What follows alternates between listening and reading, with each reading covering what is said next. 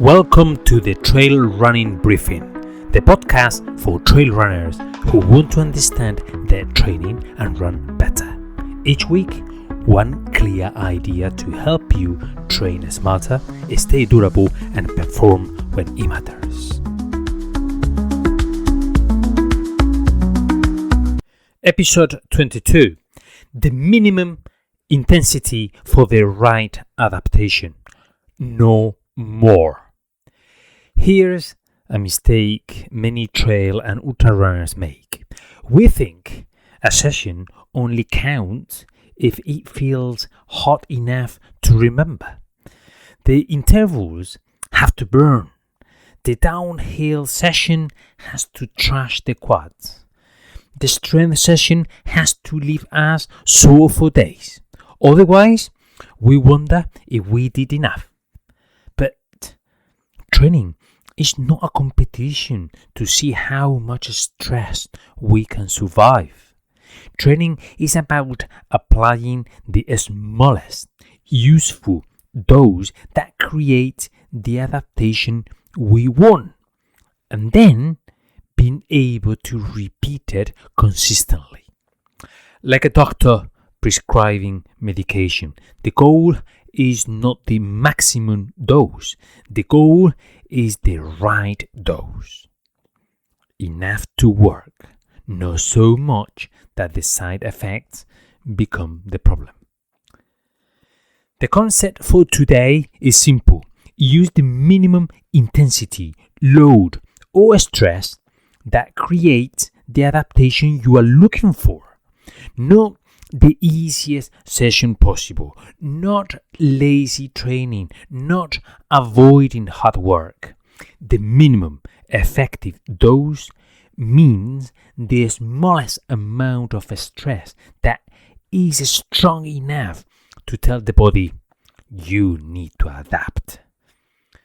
Once the signal is sent, adding more stress doesn't always create more progress. Sometimes it just creates more fatigue, more soreness, more disruption, and more injury risk. This is especially important for ultra runners because our performance is built over months and years, not from one heroic workout.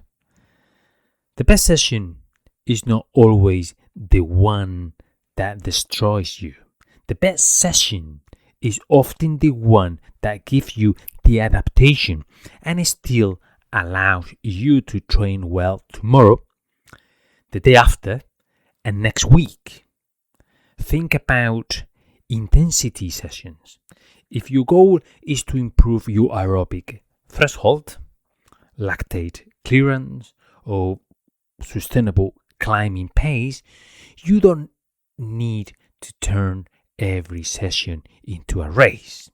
You need to spend time at the right intensity. Often that means control work.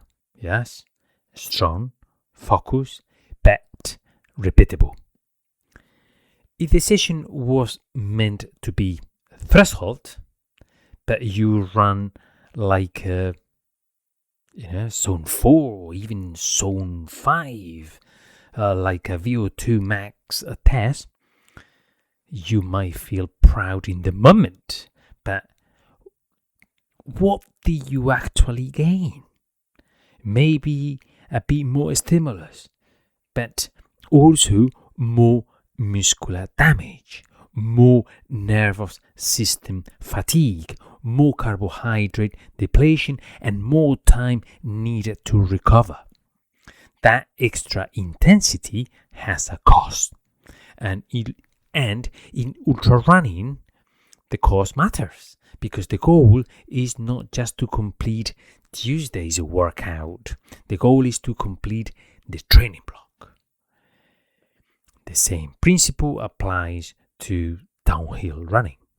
Downhill training is very useful for trail and ultra runners because it builds eccentric strength, coordination, confidence, and tissue tolerance. But downhill running is also expensive. It creates a lot of muscle damage, especially in the quads. So the answer is not to find the steepest hill and smash downhill repeats until your legs are ruined. The better approach is progressive exposure. Start with a small amount of downhill running that your body can absorb. Maybe short controlled descent, maybe a few minutes total. Then increase the dose gradually. More time, more technicality, more speed, more fatigue, but not all at once.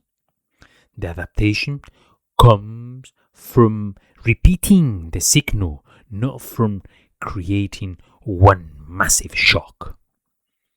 Strength training works the same way.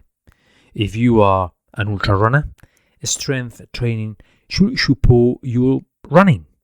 It should build capacity in the calves, quads, glutes, hamstrings, hips and trunk. But if every strength session leaves you sore for a few days and ruins your running, the dose is probably too high for that moment. That doesn't mean strength is bad. It means the progression is wrong. You increase load when you can absorb the current load. You add sets when the current sets are not longer enough. You make exercises more specific when the basic foundation is strong. Progress is not just doing more. Progress is doing more when the body is ready to benefit from it. This is what runners often get wrong. They confuse a stimulus with suffering. Suffering is not the adaptation. Suffering is just the feeling. The adaptation happens afterwards if the body has enough recovery, nutrition, sleep, and time to rebuild. A session that is slightly undercooked is usually easy to correct. You can progress it next week. A session that is massively overcooked can compromise the next few days. That's the difference. For an ultra runner, the question after a workout should not only be, was that hard? It should be, did that create the adaptation I wanted? And can I still train properly afterwards? That second question is the mature one. This is where the medical analogy helps. When the doctor prescribes a treatment, the goal is not to give the highest possible dose. The goal is to give the correct dose for the problem, based on evidence, safety, and response. Too little may not work. Too much can create unnecessary side effects. Training is similar. Too little stimulus and nothing changes. Too much stimulus and the side effects start to dominate. Fatigue, soreness, poor sleep, irritability, loss of motivation, niggles, illness, or injury. The sweet spot is the smallest dose that moves you forward.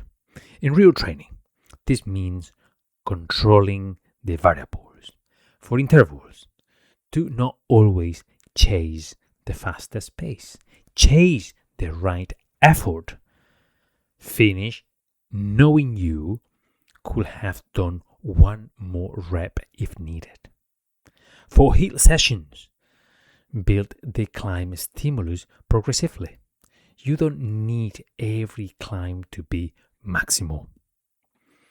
For downhill sessions, progress the total descending time gradually and add speed gradient little by little.